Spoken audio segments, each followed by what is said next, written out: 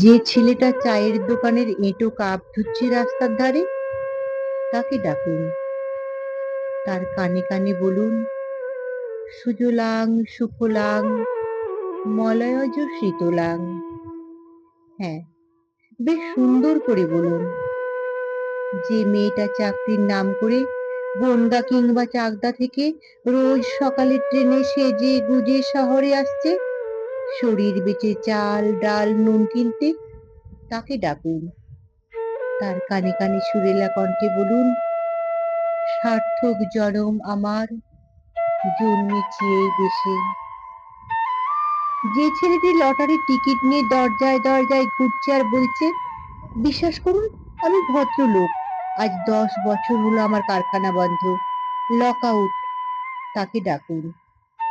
তার কানে কানে বলুন, বলো বলো বলো সবে, শতবীণা বেণু রবে, ভারত আবার জগত সভায় শ্রেষ্ঠ আসন লবে।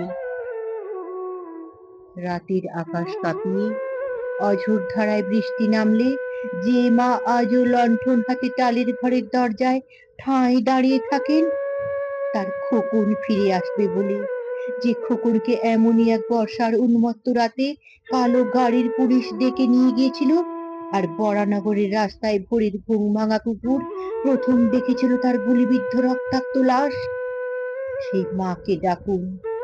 তার কানে কানে বলুন, हम बुलबुली है इसकी ये गुलिस्ता हमारा, सारी जहां से अच्छा हिंदुस्तान हमारा। সবাইকে সব কিছু বলা শেষ হলে শুনশান শীতের রাতে পাঁচ মাথার মোড়ে ঘোড়ায় চড়ে বসা সেই মহাবিপ্লবীর পায়ের সামনে ধীরে ধীরে এগিয়ে যান। ফাঁকা রাস্তায় রাতের বাতাসে কান পাতুন, শুনতে পাবেন সেই বিপ্লবী পুরুষের বজ্র কণ্ঠ, আমি তোমাদের কাছে রক্ত চেয়েছিলাম, তোমাদের স্বাধীনতা এনে দেব বলে, আমি পারিনি, কিন্তু আমি আমার সমস্ত জীবন উৎসর্গ করেছি। আর তোমরা তোমরা